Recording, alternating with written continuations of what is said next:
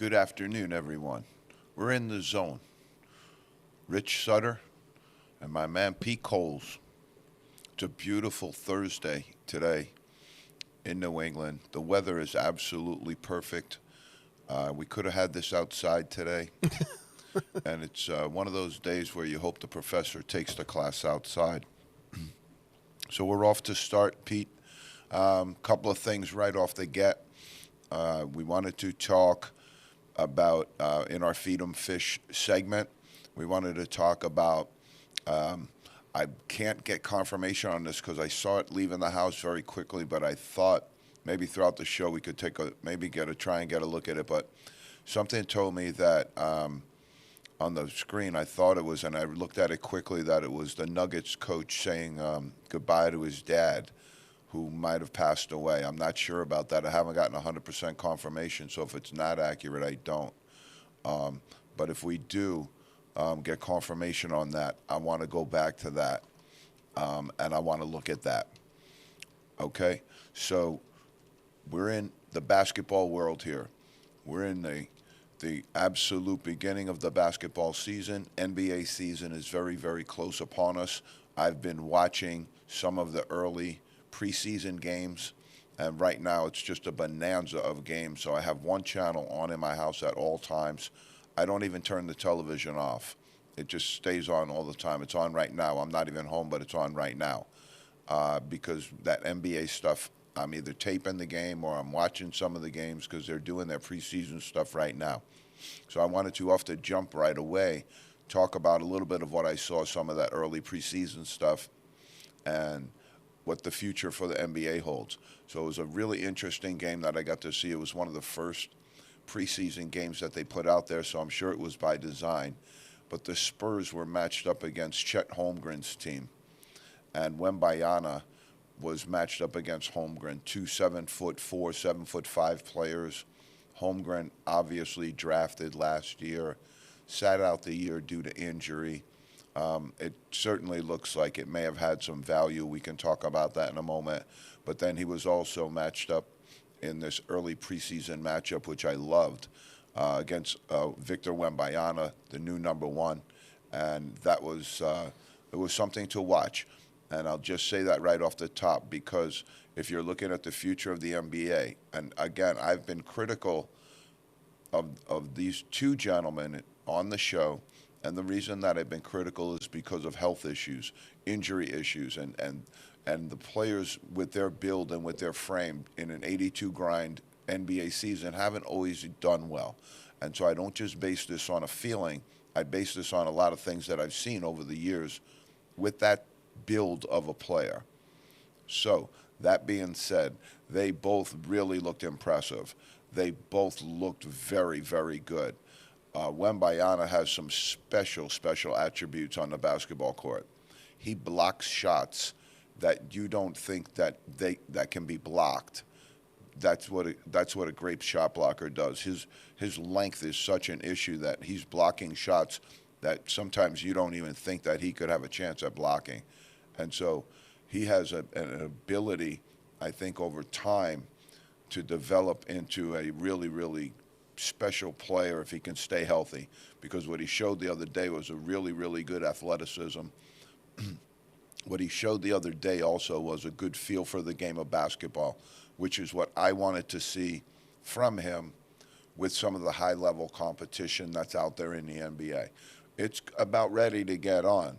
You know, you go to the camps, which he didn't go to. Excuse me. You go to the camps, which he didn't attend, and you go to some of the other stuff and you watch the rookie camps and you gain some understanding there. But then the metric changes drastically when we switch to, okay, now you're up on the floor, compete against the best players in the entire world. And that's a whole nother metric. But I was impressed by those two young men. I think the future bodes well for both of their organizations.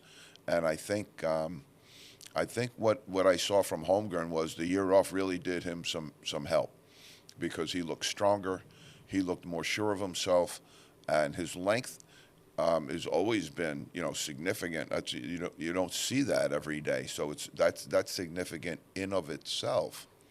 But also, I think with Holmgren, what I saw was, again, some of the same things that I just alluded to with Wembayana. He has good feel for the game.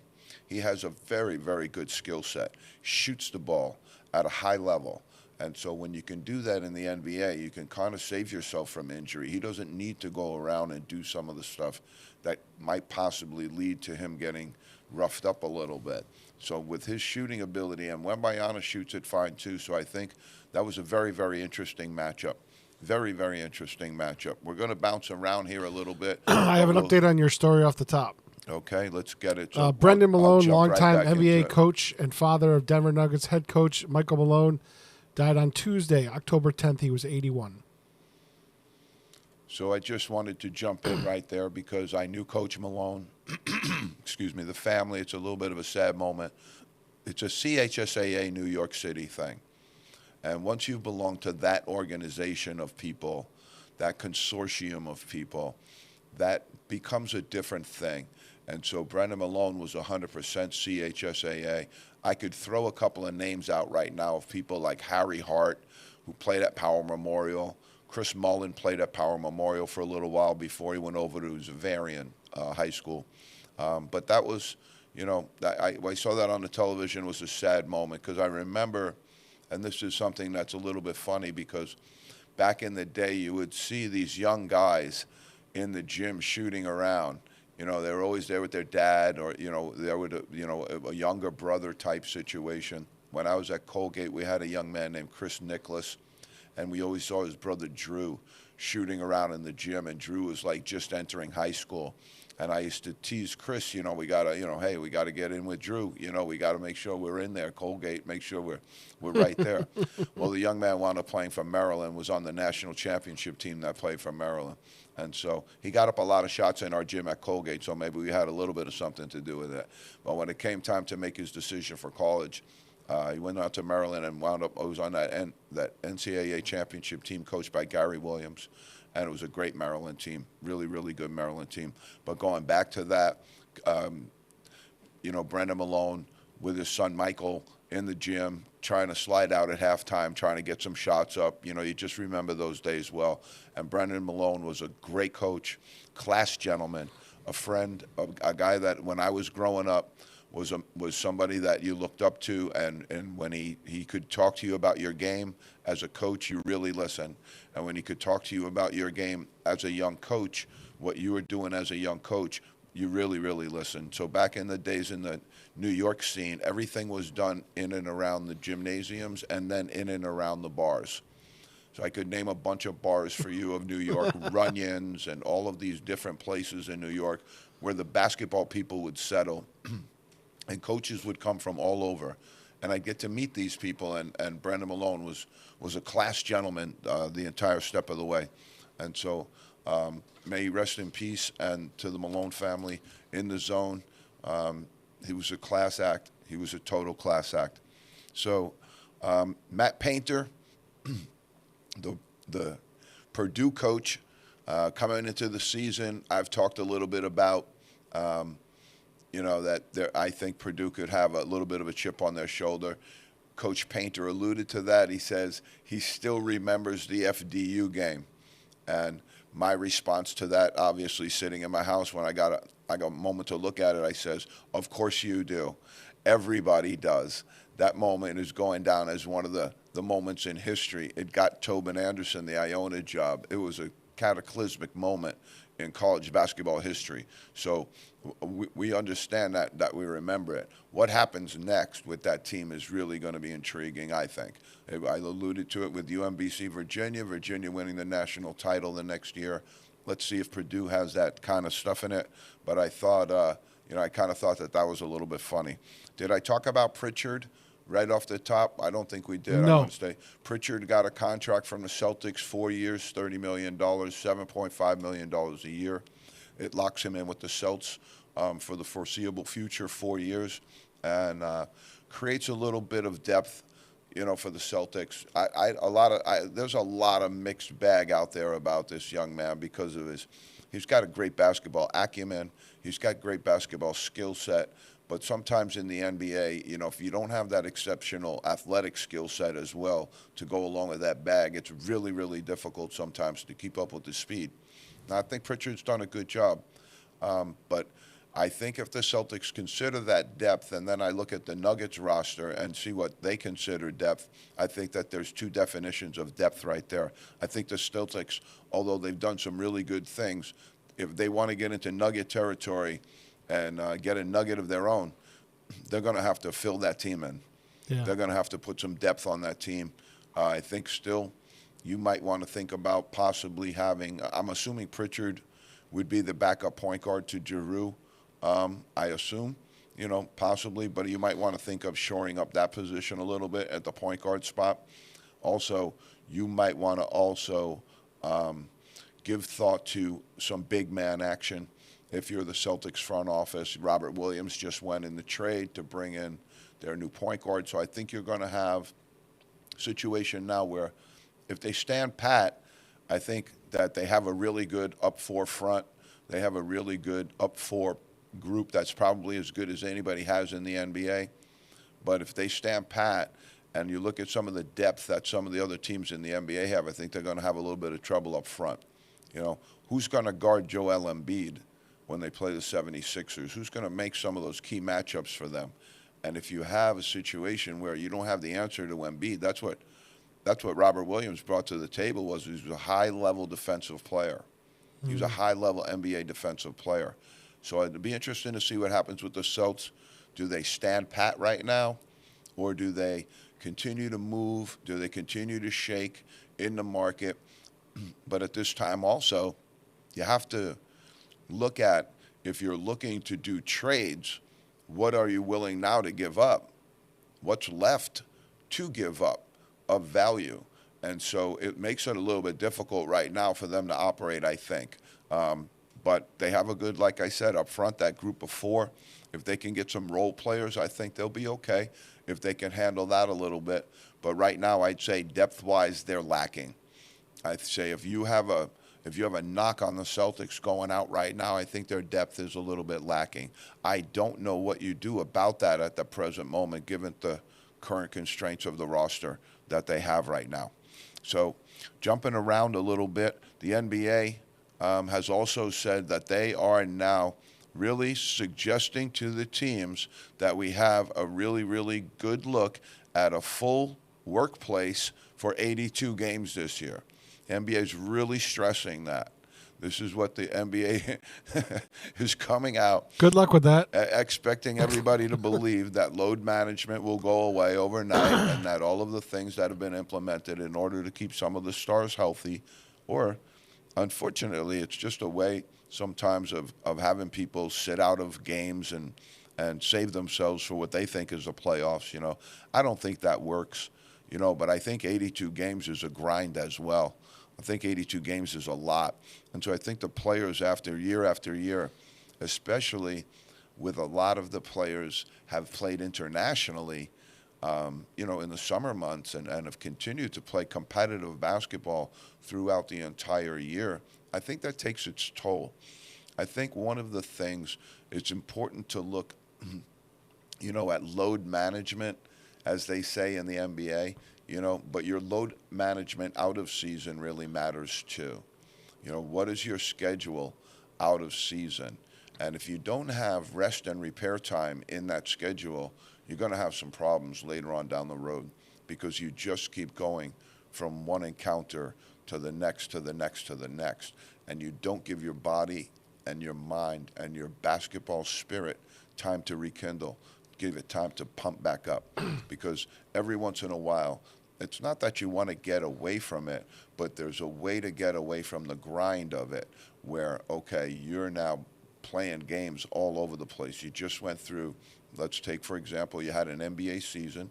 Your team made the finals. You went all the way through the playoffs, grind, grind, grind. Now you win. You go all the way to the championship and then decide to represent our country, which I love.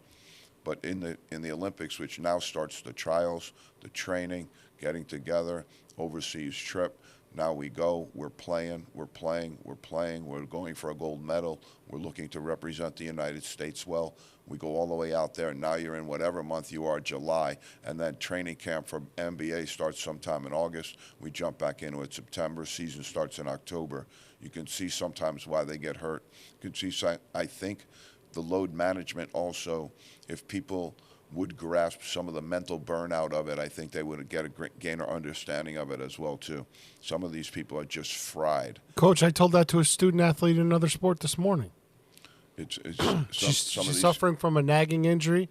I'm like, you need to take a break. yeah, a break is always good.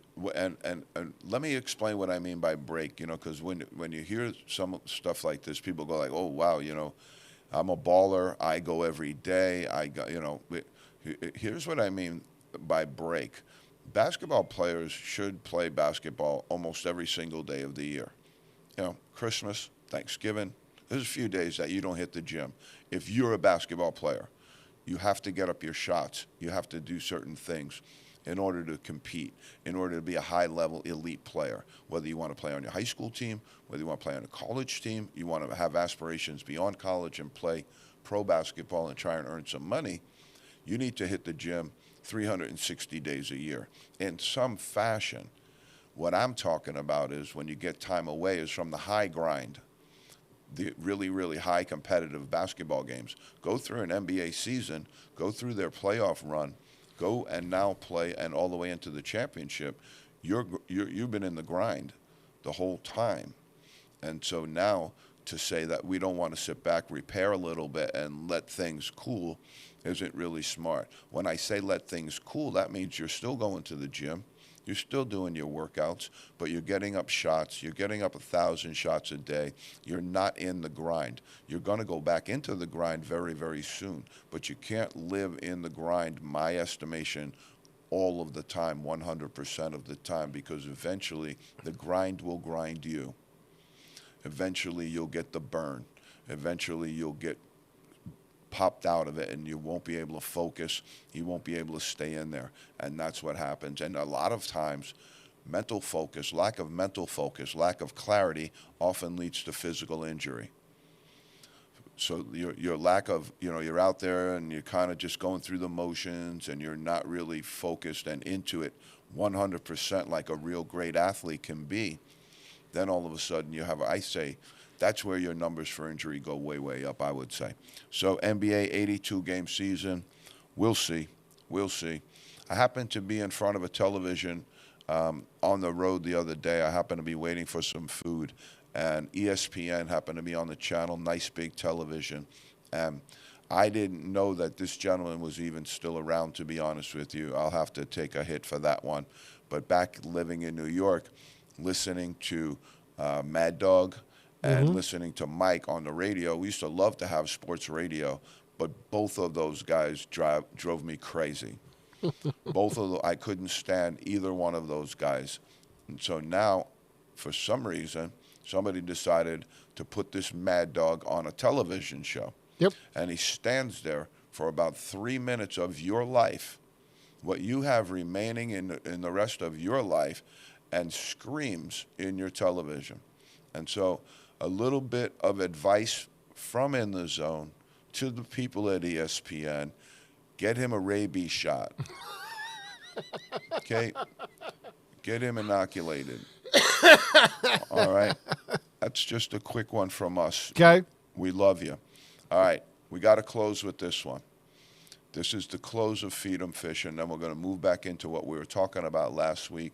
I'm going to give you some sourcing on some really good stuff, but we're going to go back into the NCAA, who's got what, who's doing what, and finish up with that a little bit and see if we can't climb into a little bit of what they're calling the NBA Top 100. All right, the hunt for Jaylen Brown, as we're going to call it here. We're going to see exactly where they see him fit. I think they're going to have him rated pretty high, but we'll be able to look at that and adjust it ourselves and see exactly where we think they have it.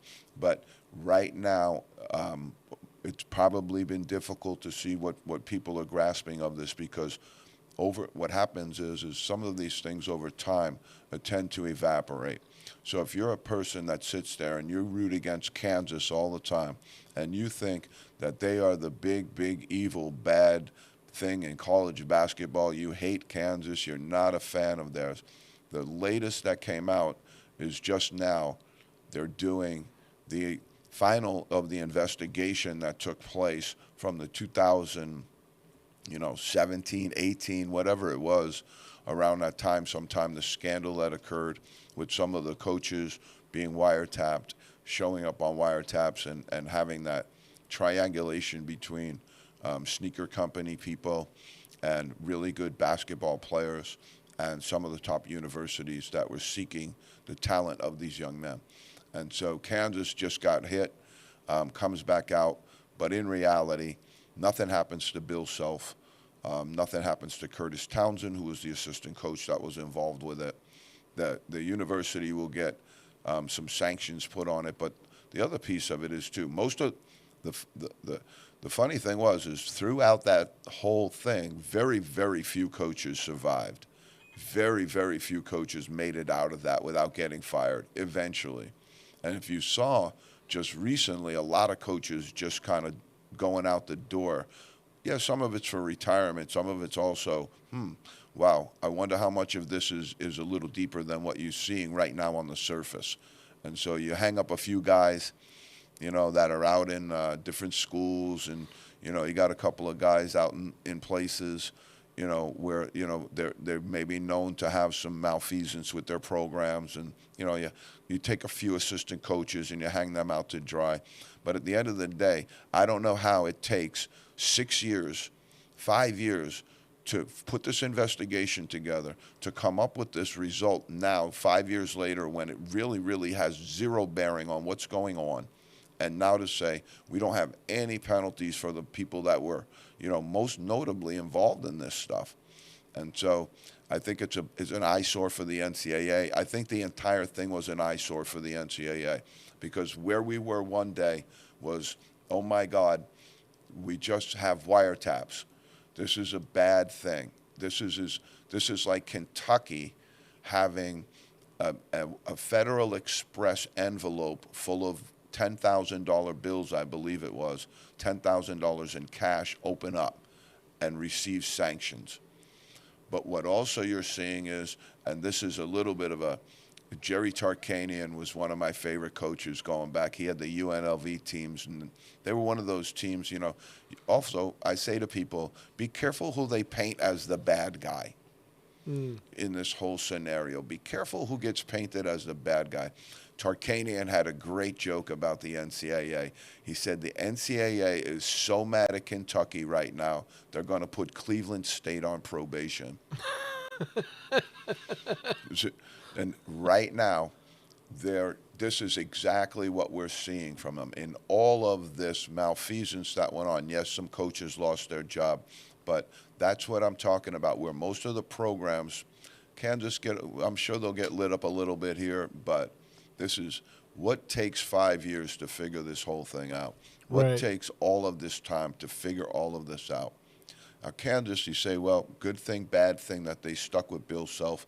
I mean, he's certainly a Hall of Fame coach and one of the best in the business. But I just wanted to take a second to reflect on if this is something that I wrote about one time. If you have a measurement tool, who's the best? And let's say you're in track and field. Whoever jumps over the pole vault the highest is clearly the best. What the best means from coaching is a lot more subjective, right? And now follow me out. Yeah, sure, yeah. Follow me out.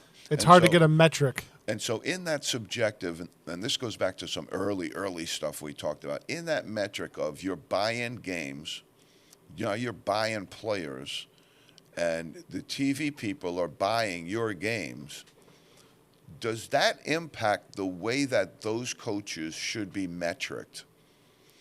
They're not letting certain baseball players into the Hall of Fame because they think that they were involved with PEDs, Right. performance enhancing drugs. And so, is this not a little bit of that same philosophical vein where you tilted the paradigm, you tilted the windmills so that you could gain advantage over the rest of the people that you were competing against?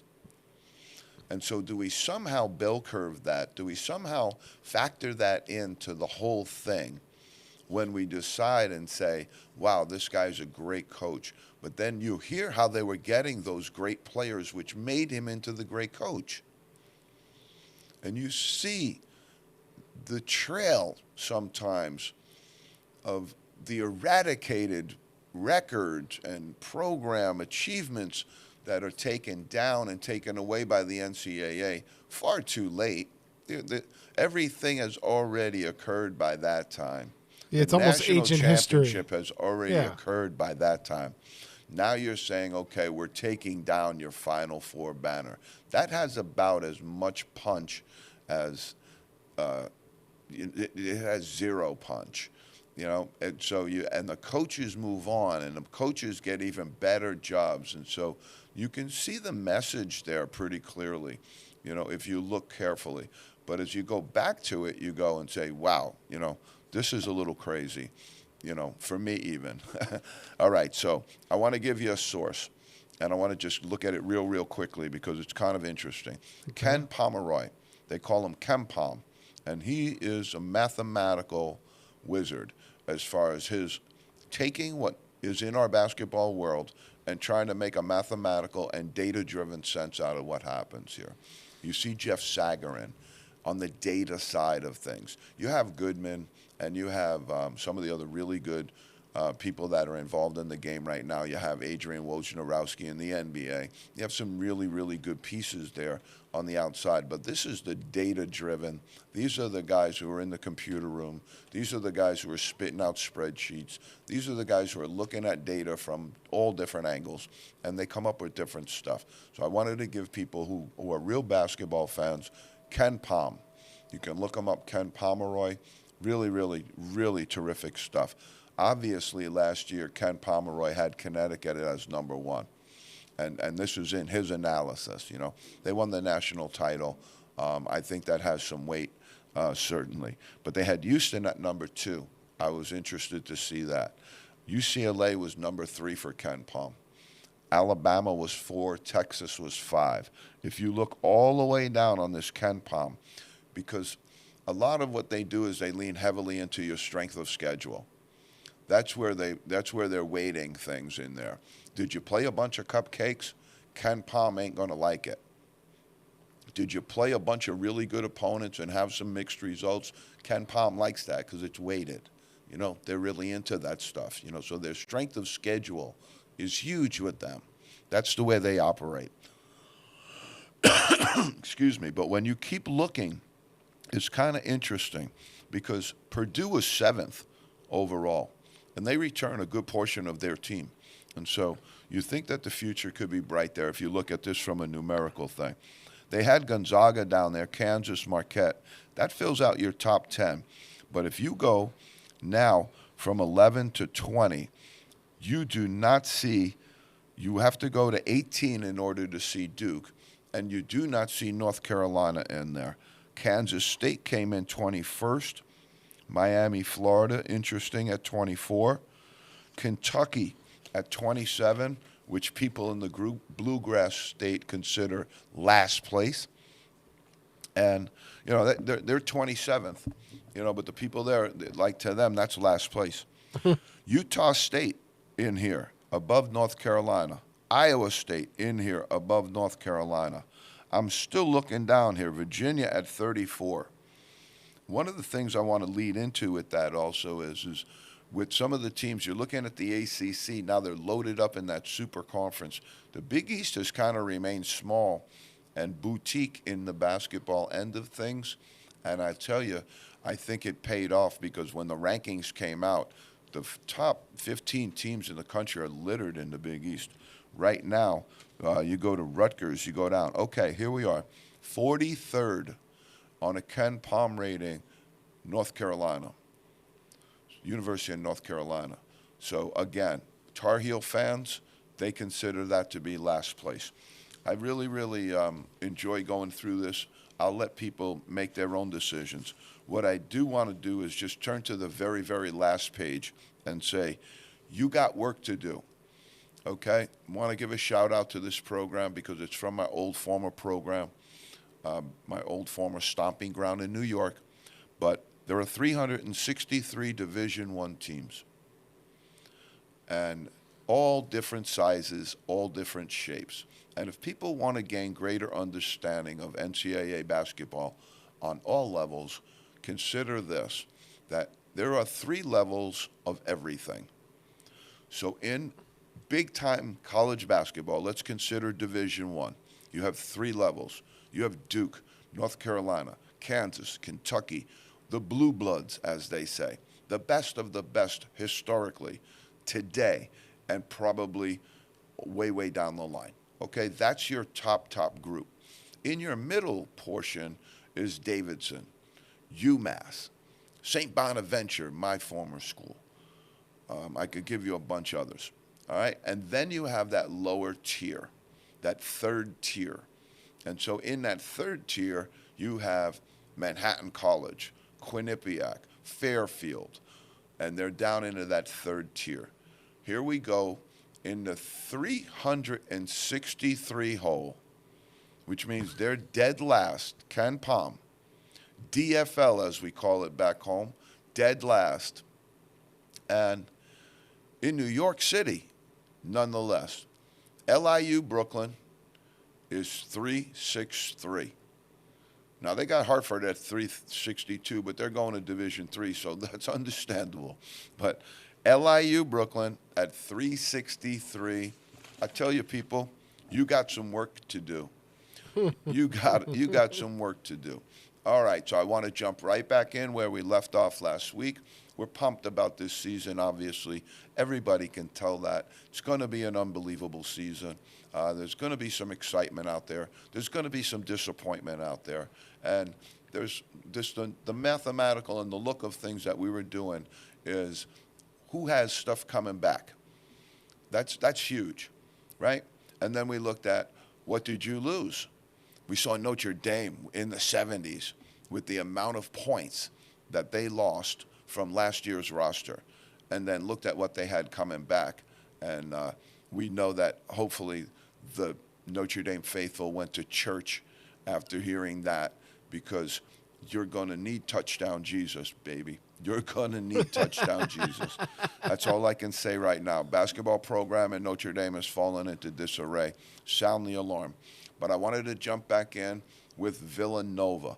And when we talk about Villanova, I wanted to go into this because I was thinking about this when I was hanging out with some people last night who are from the Pennsylvania, down in that Philadelphia area, and I was kind of razzing them about how bad basketball is down there right now, and they kind of were shaking their head. They were having trouble understanding it, obviously. But let me give you a little bit of what happens sometimes with these teams, and you can see how sometimes you fall off. So when they go into their hiring process, when they're trying to find a new coach, a lot of these teams will follow formula. You have a team from the MAC years ago. They would have a formula. They would lose their coach. And for 3-4 straight hires in a row, good or bad, indecent or indifferent, they would take a coach who was from an assistant coach from a Power 5 conference school every single time. And so what they were doing was, by nature, taking people who hadn't coached before. But at the level where they were at, that wasn't such a bad thing. But they had a formula for the way that they approached it. And no matter what happened in that process, no matter what good coaches came in that process, they followed formula.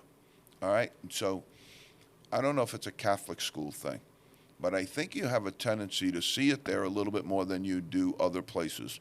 I don't know if that's reality or anomaly, okay? But when we get into Villanova, I wanted to talk about formula in hiring process, how their program got to where it is right now, because they went from having the Jay Wright era, which was, of class and of dignity, almost of Frank McGuire categories with his dress, his demeanor, the look of him. I don't know how in Pennsylvania he always had a tan, but he always had a tan, and he was a great guy too. So this is what was happening back in the day, all right, which is kind of interesting. All right, so Steve Lapis, who came to become the head coach at UMass, Yep. okay, he was the head coach at Villanova, and Steve Lapis was on as an assistant coach on the national championship team with Raleigh Massimino. He was a high school coach for Rod Strickland in the Bronx, and came up the ladder, went to work for Raleigh Massimino, and they won the national title. As a result, he wound up getting the Manhattan College job, and then moved up to Villanova to take, I don't know if he took Massimino's place or not. There may have been some gap in there between, but I'm not sure that there was. He might have taken Massimino's place as a former assistant coach being there, especially during the time when you just won a national title, okay? But Steve Lapis wasn't exactly what people would describe as Villanova material. Villanova thinks of themselves as very class organization, very, very highbrow in their thinking. With a lot of the Catholic schools, Georgetown, some of the bigger Catholic schools have a little bit of an image in their thinking, have a little bit of a, what do we want on television every day? And Steve Lapis presented one image, and now you have a young coach coming up through the ranks that they knew also, because he had been in their kind of cachet of coaches they were looking at, and that's Jay Wright. And so Villanova thought that they were going to lose Jay Wright to another school. And while Steve Lapis wasn't doing that badly, Villanova said, we want Jay Wright because he fits the image of what we want.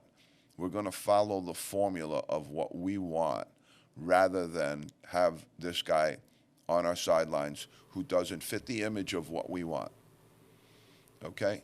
So now we're into this. Now we hire Jay Wright. Okay? UMass job opens at the very same time. The AD at UMass now has to make a decision. Maybe he thought he could get Jay Wright. Maybe he thought he could land a big coach. But right now, he's in a little bit of a spot. But the interesting piece of it is when Lapis gets let go from Villanova, UMass now jumps right into the mix of hiring Steve Lapis. The two other candidates that UMass was talking to before this transpires, I'll give you an interesting little tidbit, and it will let people decide for themselves whether they think that that was a virtuous hire or not.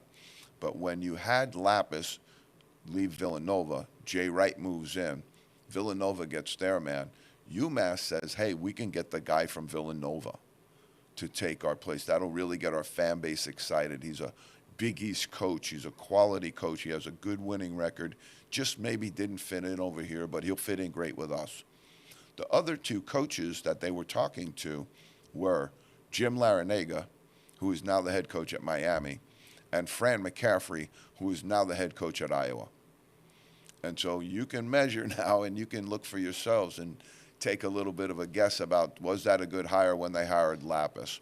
To bring it full circle now with Villanova, Villanova wanted to get to Kyle Neptune. So when Jay Wright left, they brought in Kyle Neptune because they thought that was their guy. That was their guy image-wise because he had been with them a little bit. But only after 1 year at Fordham, I really didn't think it was good.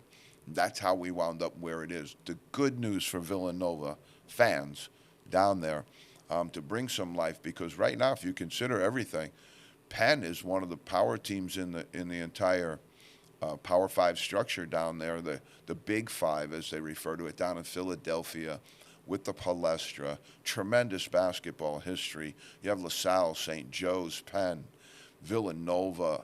I mean, just great, great basketball down there for years and years and years. Kind of fallen and having difficulty getting up. Villanova under Jay Wright was the bright, shining star down there for the long time. And now I think Villanova I think they have a good team coming back, but they might run into some trouble. The Xavier Musketeers, now led by Coach Sean Miller. Again, this is something people can look at and people can make for their own decisions. Coach Miller was at Arizona, had trouble in the whole spectrum of things when they got Arizona. He was the Arizona head coach, and also some of the wiretapping came through there as well. Some of the malfeasance for players was going through there as well. Even rumors at some of the coaches were in there. And so you're a coach and you make $5-7 million. Not that hard to bankroll your own under the table program. You know, if you want to keep everybody else out of it and you want to, you know, maybe a little bit of sneaker company stuff here and there, but you can keep, when you make that much money, you can keep your own stuff out of it. Sure. So anyway, Sean Miller takes it. Arizona team does well. I like him as a coach, but, you know, all of that stuff up on that top level is the way it works at the top level. Regardless of the coach, regardless of who's there at those big programs, that's the way the machine turns. And so you can put the coach in there, the machine's going to turn. It don't matter whether the coach wants to participate or not. It doesn't matter because the machine's going to turn. All of that stuff's going to happen, and there's no way for any coach, football, basketball, or anything like that, there's no way for them to stop it. You can fight it a little bit. You can be adversarial to it a little bit, but there's absolutely no way to stop it. And so now you see Coach Miller, having been jammed up, now comes over and gets a Big East job. Okay. So where are the penalties really? You know, where for doing stuff really, really bad. They handed out the death penalty to a guy I knew was named John Sarandria. He was the high school coach at Tolentine. They beat us for the city title when I was at Archbishop Malloy. We won the city title the year before. We beat Tolentine in the semifinals, which was a great matchup. And then we went and played against them in the finals, and they wound up beating us. He wound up going to Pittsburgh. They wound up getting jammed up in this very, very same stuff right here. As an assistant coach, they gave him the death penalty. Some of these other assistant coaches listed in here, they took the hit. They took the shot. But if you watch college basketball and you know the names of some of these guys that I have seen for years and years and years, they'll take the hit time and time again because they know they're coming back later. They know somebody's going to grab them later because they took the hit. And so when the NCAA says, yeah, we're big into enforcement, and we're really, really putting a lot of teeth into watching what's going on here, you have to really, really consider what happens at that top level when you catch a program doing as much as they do, and you allow, in Bill Self's case, you allow in Sean Miller's case, the plausible deniability the President of the United States wishes he had. This is plausible deniability of, I had no idea. I had no idea this was happening. This is, again, what I said. With most of the people that are in the play right here now, they can all sit there and say, I had no idea. I really, really had no idea. Sounds like a RICO operation. It's just something that's occurring in and around these programs. You know, for example, players get tickets to the game, and for years and years and years, a booster will come in and pay the player for his postseason tickets. That's been going on for years and years and years. ACC tournament's a big deal down there, but giving somebody $5,000 for their season pass of tickets, that's kind of a lot of money. But the money's fungible, nobody cares, but that's just the way that all of that stuff happens. That's going to happen because the player wants to take a little bit of that money in. They see what's being made on the other side. And so the booster wants to get his tickets and wants to be able to entertain his buddies when he goes. So he's a really rich guy. So the money's not important to him, and he thinks he's helping out. He thinks he's doing something right, you know. And so the whole thing just circles and circles and goes on, whether the coach wants to do it or not. That's for sure. So Xavier, part and parcel of the machine. You're in the Big East. Was there nobody else besides Sean Miller to bring in? You know, was there nobody else in the business that could happen? Same thing with his brother, although not in the malfeasance kind of way, but let go at Ohio State, was unemployed for about 15 minutes, and now he's the head coach at URI. So I just don't get it. I just don't get it. But here we go with Illinois fighting Illini.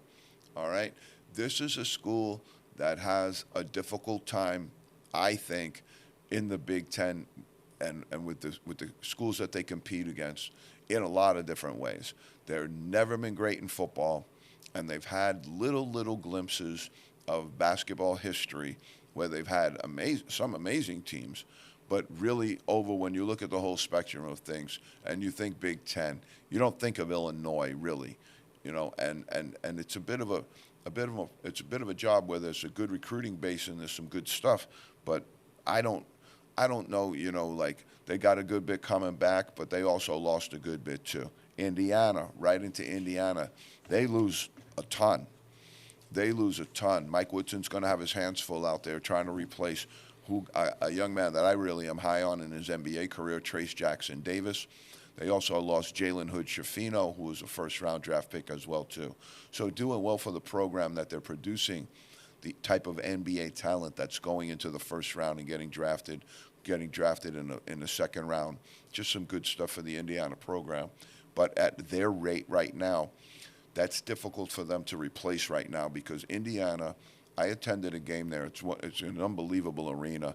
Everything is red. All the sweaters, everybody wears red. It's a sea of red when you walk into the place. And it's a really, really good basketball environment.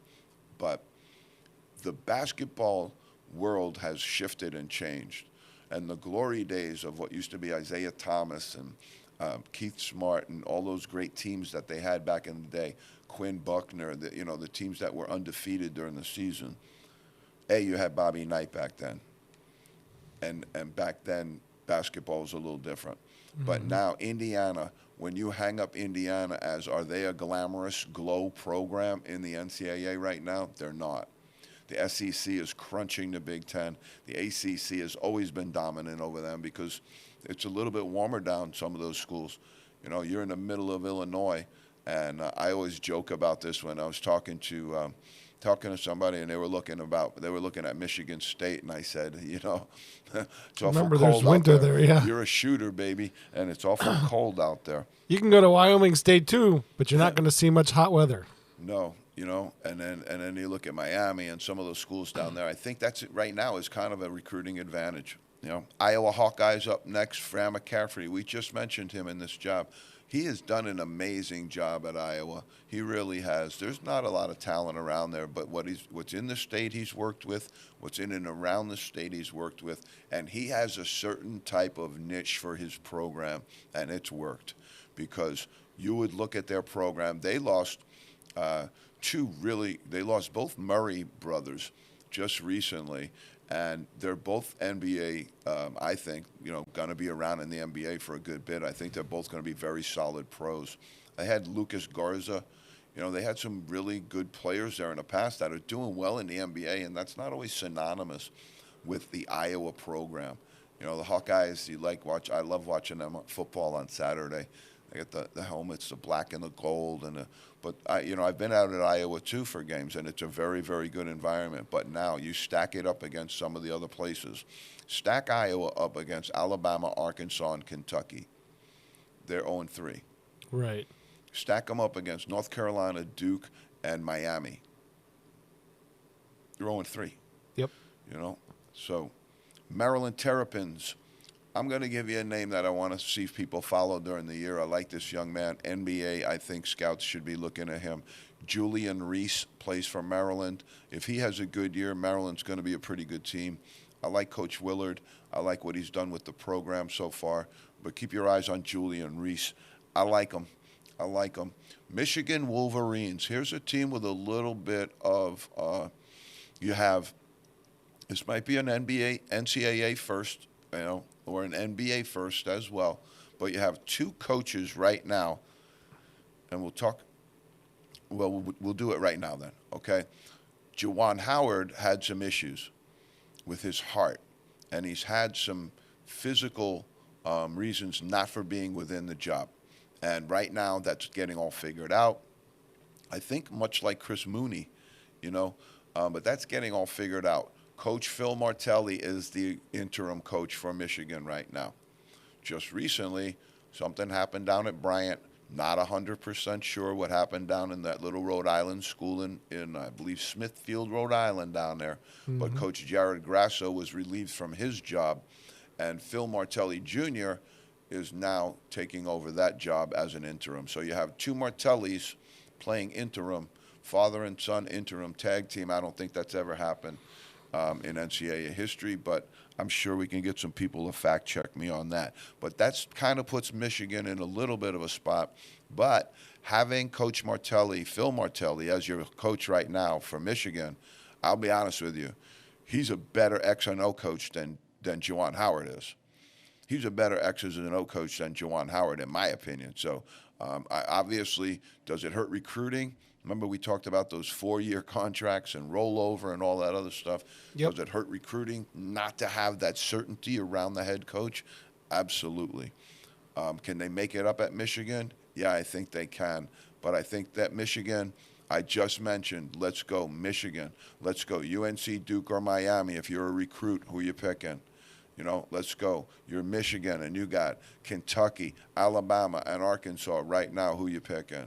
You're picking those schools all above Right, those sure. schools because it's the Midwest, and it's also the Big Ten, which is Big Ten kind of has reputational stuff which works in one vein and then damages you in another vein. This is what I mean by that. Where it hurts you is the Big Ten's always been thought of as a football conference, and so the ACC has never been thought of as a football conference, always been thought of as a basketball conference. And so those kind of things are where, you know, that's a little bit of the Big Ten's always worn that. They were always thought of as a football conference.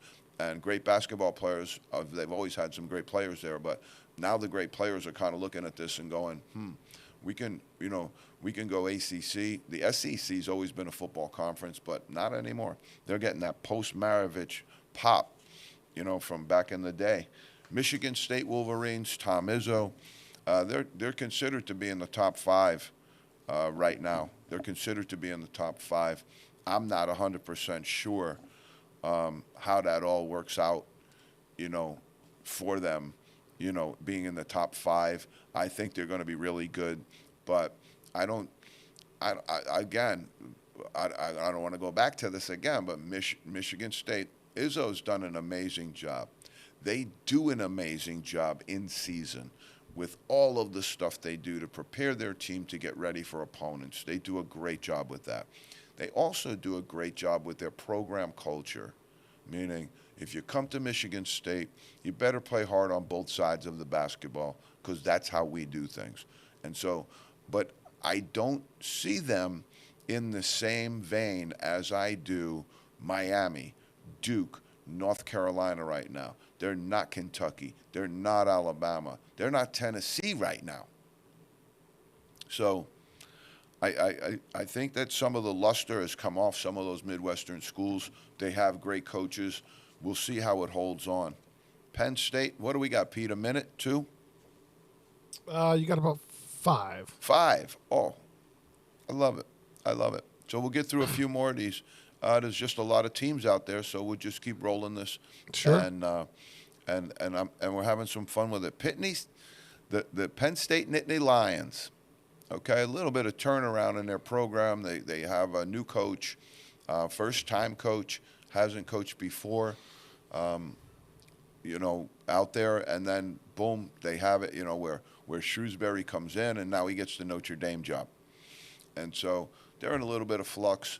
I think they did okay in their hire, but we'll see what happens. It's, again, not a great basketball job.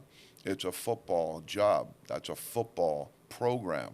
If you've been down at Penn State, and I have, I had a scout down at Penn State one time, and Penn State, I remember to this day, was playing George Washington in basketball, and Joe Paterno came in and sat about 2 or 3 rows behind me. And you would have thought Mick Jagger walked in.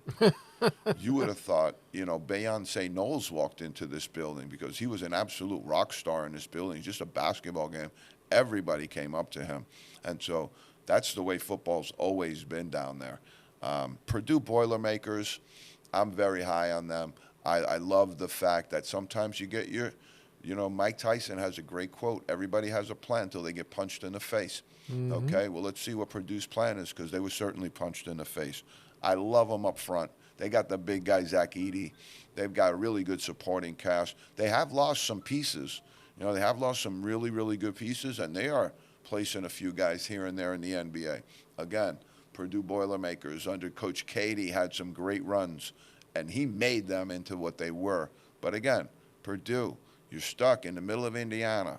Great basketball culture out there, great basketball tradition out there, but hang Purdue up against just about, Purdue or NC State, Purdue or Wake Forest, down in North Carolina, beautiful North Carolina down there. So there's just a disparity now in the way I think that recruits are looking at basketball. Rutgers is tearing it up on the recruiting trail. You better hope those guys get in there quick, because they got some losses, and the Big Ten ain't that friendly a place to have it where you're trying to reload. If they reload with the guys that they're talking about getting, though, it'll be happy days in Jersey. They'll be banging that Born to Run Bruce Springsteen out in New Jersey all night long. Wisconsin Badgers, that young man has been able to hold on. One of the reasons I like in that Wisconsin frame, Bo Ryan was a Division III basketball coach. He moved up through the ranks, get into Division I, then became the Wisconsin coach, wound up winning the national title. I love that story. Greg Gard, I believe, was in the same kind of fashion, where he was a Division III basketball coach, moved up through the ranks. I'd love to see more stories like that. But he's fighting for his life right now. Again, the people in Wisconsin think they should win the national title because they had the standard set by their previous coach and staff. I don't think it's that type of job anymore, especially when you start to hear some of the people that we're going to mention right now. Baylor Bears, for years, have really tuned it up, been good. Down in Texas, a lot of talent in basketball down in Texas. You can really, really get it going down there. And they've had consistency with their coaching staff. Really been able to build. They know what type of program they want to be, and back to back with them and Kelvin Sampson's Houston team, I thought for the last 7 years, 8 years, those two programs have dominated defensively in the NCAA. Done an absolute fabulous job down there. Let's see how they fare in this big whirlwind of portal, of NIL, of this big thing that's going around college basketball right now. I think you're going to see only the biggest houses that really, really do well and survive right now, because, as we say on In the Zone, big eats little. Big always eats little. Okay, we're done. Another fastest 60 minutes in all of college basketball and all of pro basketball. We're here. It's only going to get hotter from here. Stay tuned, because what you're hearing here is the truth. We'll see you next week in the Zone.